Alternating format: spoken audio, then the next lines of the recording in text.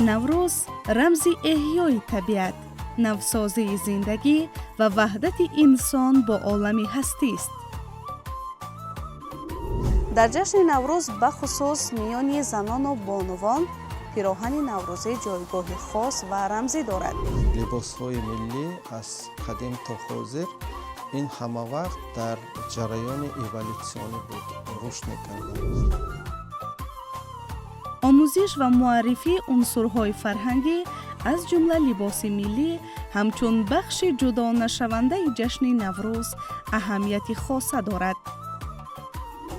миллати тоҷик яке аз миллате мебошад ки ҳар як минтақааш ба худ матои хос дорад. либоси миллии мо муаррифгари халқи тоҷик аст. ҳифз, эҳё, тарғиб ва муаррифии либоси миллӣ дар барномаи пироҳани наврӯз. шоми 22 март дар телевизиони илм ва табиат.